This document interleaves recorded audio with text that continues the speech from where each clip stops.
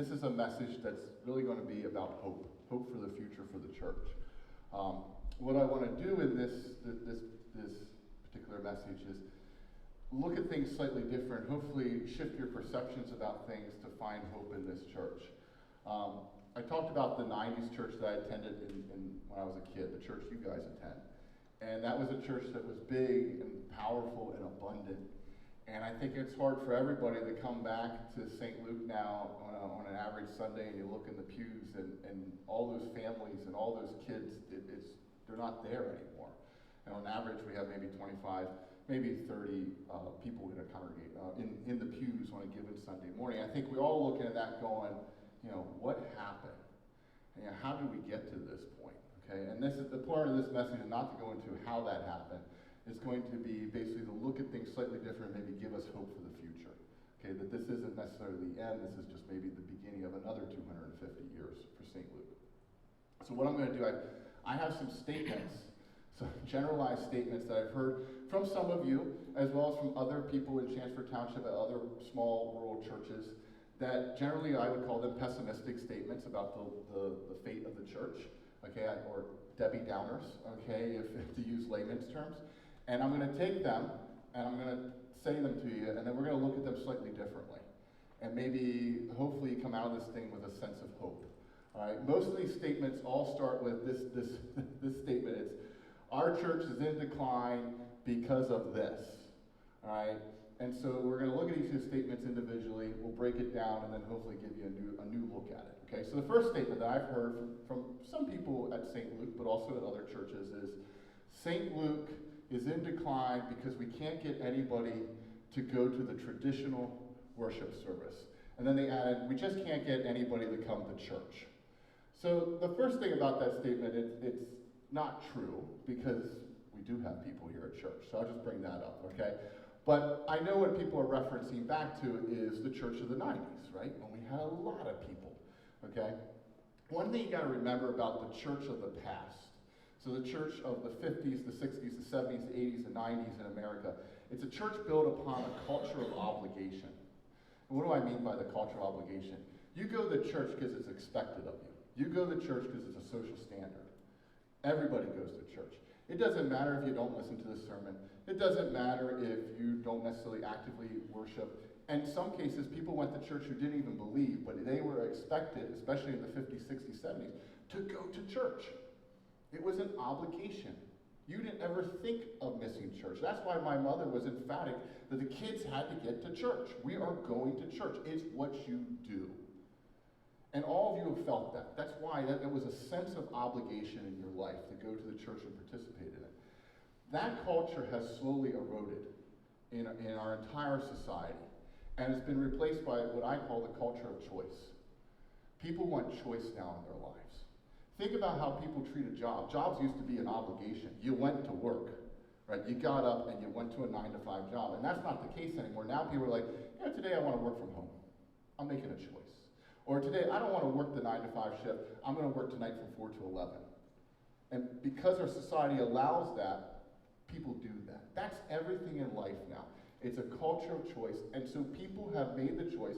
Young folks, people who used to come to church, they said, hey, I wasn't getting anything out of church. I just went because I thought I had to, so I'm making the choice not to go. That's what we're up against in this society now, is a culture of choice. All right? The traditional worship service, the traditional Lutheran worship service up there in the sanctuary, I want to say this, I really like it. I like the liturgy, and I like the rituals, because they have meaning, okay? And if you understand the history and the context of why we do certain things up there, it can have incredible meaning to your life and a spiritual implications for your life. But I also want to say that there's a but. It's a mature form of worship service. I'm going to say that again. It's a mature form of worship service, meaning you got to have some back history with that. You got to know why we're doing certain things in order to get the meaning and the relevance out of that service, right? We're now in a society where people have chosen not to go to church and they don't send their kids to church. And so if we expect that we could take somebody who's never been in a church before and plop them down in that service up there and say, hey, get some form of spiritual relevance and meaning out of this service, this mature form of worship service, I think that's a tall order. That's going to be a bit of a stretch. They're probably sitting there feeling like I'm listening to a foreign language. Okay, they're not going to get a meaning or relevance out of there. Now, does that mean we get rid of them? Absolutely not. That is important to St. Luke. That is our tradition. That's a part of what we do. And it has meaning for people who have been in this faith game for a while and get meaning out of those words and meaning out of that liturgy. All right? However, we got to think here, okay, how do you attract new members? How do you bring people back to the church, especially who don't have this mature sense of faith? And so if we say, well, we'll just keep providing, this mature form of worship service, I think that might be a little bit difficult. So in this case, what I want you to do is think, is that actually the traditional worship service that built the church? And when I talk about built the church, I'm talking over 2,000 years. How did Christians build the church that has become a worldwide religion 2,000 years ago? With that service? Guys, that service is only traditional if your concept of Christian history only goes back 400 years. It's a mid-16th century service, right from after the Protestant Reformation. But what if we go back 2,000 years, right after Christ is resurrected, and we have the first earliest churches? They were struggling in a very crowded religious marketplace. They were trying to attract people. They didn't have a lot of members. They were being chased and persecuted, and they didn't have a lot of money. How do I get people into my church? They obviously were successful because we have a worldwide religion called Christianity now. How did they do it? Well, when archaeologists and historians unearth old churches from the first century, all old churches have three things in common, structurally. One is a big open room. There's nothing in this room. There's no altar, there's no pulpit, there's no pews. It's just a big open room. That room evokes the sense of the upper room where Christ met his disciples after he was resurrected. And in that big open room, early Christians, remember, they don't have a Bible. They have passion narratives, which are narratives about the life of Jesus Christ. They would do plays, theater performance, skits. They would reenact the life of Jesus. They would reenact a parable. It was a form of storytelling. I know as Protestants sometimes we're like, oh, theater performance. Oh, no. We don't like a show. All right? But back then, they didn't see shows as entertainment. They called it storytelling. Remember, most people can't read or write.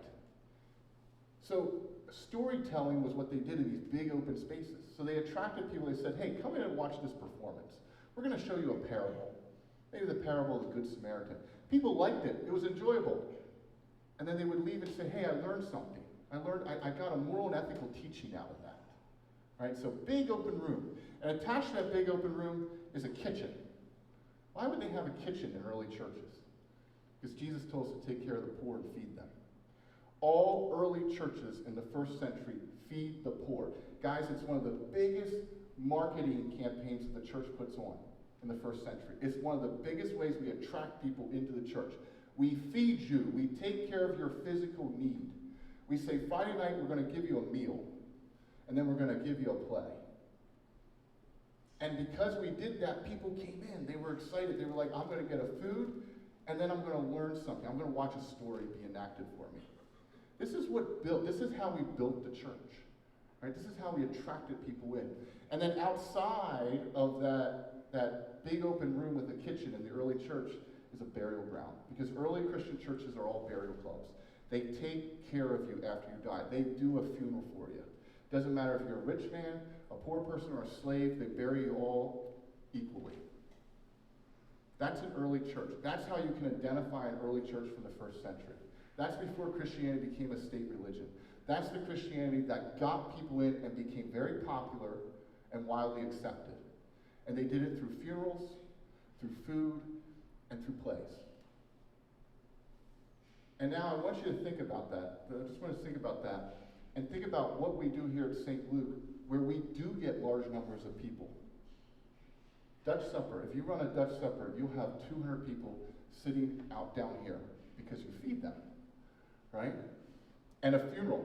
How many times when you run a funeral, do people who haven't been in church for like decades show up to the funeral all the time? You're like, hey, look, there's Uncle Bob, and he's wearing that suit that's like it doesn't fit anymore, right? Because he hasn't been in church for 30 years. People come back for that. Funerals are important to us. Sending people on to the spiritual life is important to us. It still brings people in. And finally, I don't like to talk about the Christmas play because I believe that being humble, I don't think it's all that. And I'm the one who wrote it. But even though you should still come and participate. But hey, when we do it, right, I think people do like it, right? There's a sense that when we watch this and we watch a story being enacted in front of us with a truly wonderful moral and ethical teaching behind it, we gravitate towards that. We like that. Food, performance, and a burial ground. That's what the early church built the church upon.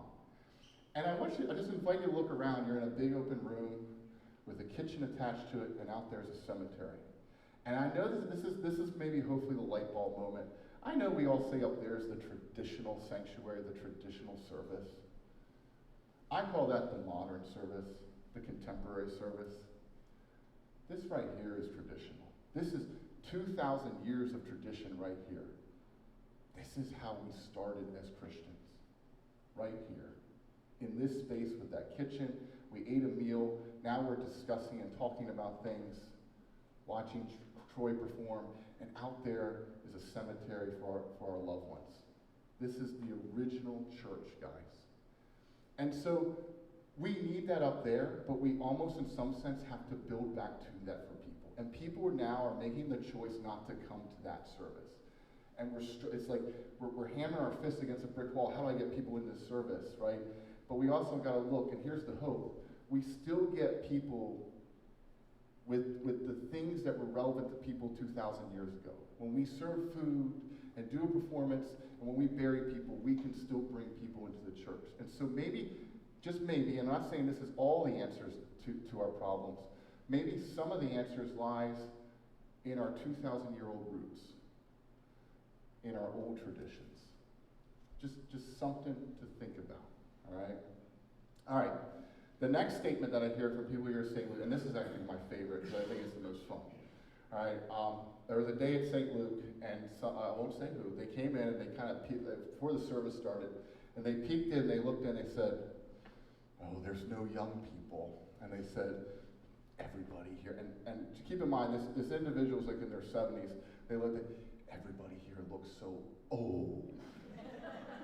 They all look so old here at St. Luke. St. Luke's in decline because we just have old people, all right? And everybody has back problems and knee problems, right? And let's first off, we're going to stop with the old jokes already, all right? Age really is just a number, all right? Age is the number of times you successfully made it around the sun. So if you're 84 years old, congratulations, you made it around the sun 84 times, all right? That's all it is. All right, here's the problem with that statement, okay? It's so pessimistic that, oh, we can't make it because our congregation is old, all right? Here's the problem with this. I want you today, or any time, go out to a restaurant. And I want you to sit there and casually, don't be awkward about this, look around you at everybody else in the restaurant and gauge the ages of everyone, okay? And I can pretty much guarantee you, especially if you go to Lion's Pride, all right? that the people 60 years of age and older are going to drastically outnumber the adults that are 30 years of age and younger. I don't care where you go, that's going to be the result, okay? Guys, welcome to the United States of America in 2025. We are an aging country. St. Luke is not an anomaly. St. Luke is not unique in that his congregation tends to be on the older, the senior side of things, okay? That's not a problem. That's the entire country, guys. The last census put our median age in the country at over the age of 40. That's never happened before. Usually the median age is in the 20s. We're now in the 40s. If you look at an age chart for the entire country, guys, it looks like a pear. Okay, at the top, you have a small number of 18-year-olds, 20-year-olds, and 30-year-olds. 40 and 50 branches out like this. And then it goes like this for all the 60, 70, 80-year-olds, guys. It's a pear shape. The dominant age demographic in the United States is 60 and older. all right? That's the dominant age group. The most powerful voting bloc, the one that every politician wants to vote for them, the one age group every politician's going after, 60 and older. That's who they want, because that has the most people in it, all right? Think about the last 3 presidencies. The oldest presidents in United States history, they were all in their 70s. George Washington, who was an advocate for younger leadership, would be rolling over in his grave. He'd be like, you gotta be kidding me. Politics aside, you put 70-year-olds in office, right? And it's true, right? And what happens when we run out of the 70-year-olds? Are we gonna elect the 80-year-olds? Is that the plan? Okay, the average age of a United States senator, 64. Okay, our own leadership is in the 60, 70, 80 demographic because there's a lot of them, all right? St. Luke is not an anomaly. This is what the country looks like right now, okay? Everybody then says, well, where are the young people? And there's really a simple answer to this. We didn't make a lot of them. And I want you to think, how many kids did your family have that you had? I bet you, in general, you had less kids than your parents did, right? The persons are really not in their head. Okay? It's the truth. We made less of them. There's a growing trend among couples to go childless now. We're in a population decline, ladies and gentlemen, in the United States of America. There's going to be less of us in the years to come. We're not having kids. And why do you think couples are not having children anymore? Remember when I talked about that culture of obligation versus the culture of choice? And what do kids do to you? They obligate you, okay? As a parent, right, Amanda has been obligated to remove the children from the service and go back there and take care of them, right? That's probably not what she wanted to do, but she had to do it, right? The bottle obligates you. The dirty diaper obligates you. And parents and couples, they don't want that obligation. They want to wake up in the morning and say, I made the choice, I'm going on vacation right now. I don't want to deal with that kid who's crying. So we have couples now, there's a growing trend, they're not having kids at all. And we're having less of us. So when we say, where are the young people? Guys, the answer is there's just not that many of them. I mean, I look around Chancellor Township, if I see a 20-year-old that's not Amish, I'm like, wow, they still make those. It's like seeing a unicorn, okay? Here's the crazy thing. I want you guys to remember this one. 10 years ago, every state in the union, there were more 18 and under in that state. So 18 kids in that state than there were seniors 60 and older. And that has reversed in the last 10 years. Now, most states in the union, there are more individuals 60 years of age and older than there are kids 18 and younger. That tells you how it's changed in the last 10 years. Okay, one of those states was, guess where? Good old Pennsylvania. Thank you, Gay. All right, we're one of the fastest aging states in the union. So stop with the age jokes. When you come into St. Luke and you say, oh, we're old and there's no young people, welcome to Pennsylvania. Welcome to York County. This is what it's going to look like, okay? And we're going to have a reality check as a church, okay? And really as a society and just say, hey, we're going to have to get used to smaller congregations that tend to be on, I don't want to use the word old, but on the senior side of things.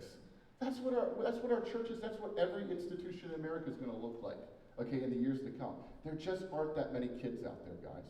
We're not making more of them. We're making less of them, okay? So it's kind of like worrying about the weather. Stop worrying about the age thing, because you can't control it. And welcome to the U.S. We're going to be an older country, okay? The last point here, I hear this, is that St. Luke is in decline because the church doesn't look like the church I remember in the 70s, 80s, 90s. Fill in whatever favorite decade you had for St. Luke. When you kind of look back and you're like, oh, that was the beautiful church. For me, as I described it, was the 90s. I look back fondly like, that was the big church, lots of people there. Okay, the problem with this statement and saying that we're in decline because now we don't look like that anymore is it's nostalgia. And I have talked before to you about the dangers of nostalgia. Nostalgia is when you are driving the car by looking in the rearview mirror. If you do that, you will always end up putting the car in a ditch, okay?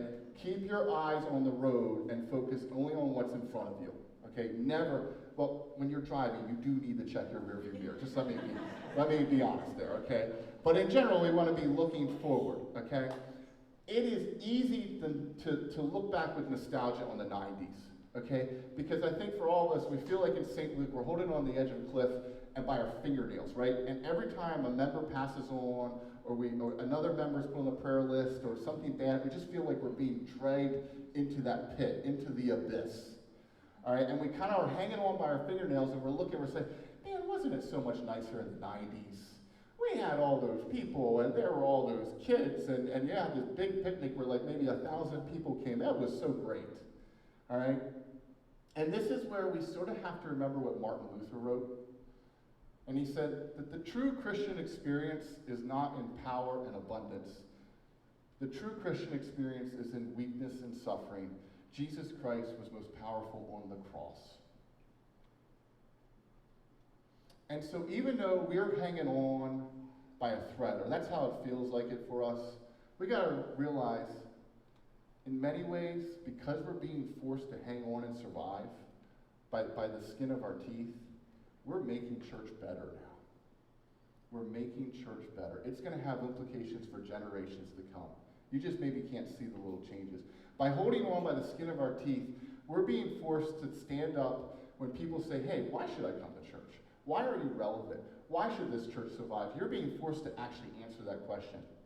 See, in the 90s, we didn't have to do that. If somebody came out and said, why do you go to church? You're like, that's what we do. You go to church. It's the right thing to do, right? Now, we as a church, that doesn't cut it anymore because people are saying, well, I'm going to make a choice whether to go or not. So we're being forced to actually answer that question.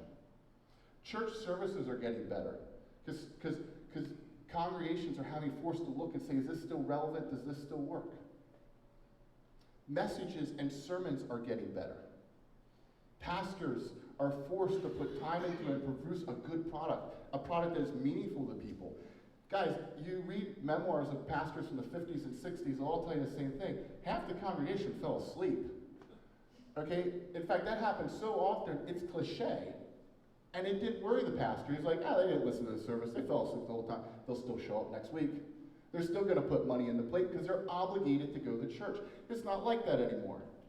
Pastors have to have a meaningful message that talks to people because people can make a choice now. So even though we look and we say, wasn't it wonderful when people were obligated to go to church? In fact, because we're in this culture of choice, we are now making church better. And it is getting better. It's getting better. And I think what you got to ask yourself is, what is the successful church in your mind? Is it the church where you have 100 bodies in the pews, but nobody's listening? Or is it a church where you have one person sitting in the pew, but they're listening, and they're worshiping, and they're listening to that message, and they're going to go out there and make a difference? You all have to answer that question for yourself. But I'll take one person who wants to be there over 100 people who just felt like they had to be there any day of the week. You can have hope for this church. I see the little changes. And I don't think we always see these changes, but the church is changing. All right, I'm sure, if you ask Troy, did he think he would ever be sitting here at St. Luke, 5 years ago? Troy, would you have ever thought that in your entire life? I wouldn't have guessed that. Right, that you would be dancing around at Christmas time in front of people, telling a Christmas story.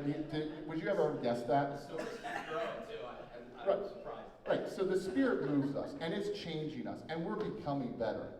One thing I think you guys don't even see, and I know we're all so preoccupied about number of people up there and the amount in the offering plate, is you now put this service online on YouTube. And I know a lot of you don't use YouTube like I use it. I use it a lot. I listen to a lot of lectures and podcasts and history and politics. And now this St. Luke service is put on YouTube. And this is what's interesting. I'll be scrolling through my YouTube feed, and there's like Washington Post, New York Times, a book review, a review on a steel chainsaw, right, that I want to buy, right? And then I'll come up with the St. Luke service. I mean, it's reaching the entire world, guys. And then I'll look at the video and I'll look at the number of views, all right? And sometimes Tim will take those videos and he'll shorten them into little 1-minute views. One of those videos has over 3,000 views. Over 3,000 people viewed that. Over 3,000, I want you to say again, over 3,000 people viewed that, correct? Yes. Okay, some have over 1,000 views. And then some of the full-length worship services on average have 25, 30 people who are watching the worship service. In some cases, 53 people. So you take 50, I'm not very good at math, and you add it to the 25 people that were sitting in the worship service, that's nearly 70, 80 people were worshiping at St. Luke on a Sunday morning. That's a lot of people. I know a congregation in Chancellor Township right now that has only 7 people sitting in its pews, and they have 0 online presence. If they looked at you guys, you know, with 80 people watching a worship service, they'd be like, what are you people crying about? They'd be like, why are you pessimistic about the future? There's a lot of hope. And you can put people in this church. It's just what you choose to offer to people, whether it's the Dutch supper, you know, a preschool enrollment, you get kids in. Bingo, I don't know if I want to bring that one up. All right, that's a little sore subject, all right? But you get people, okay?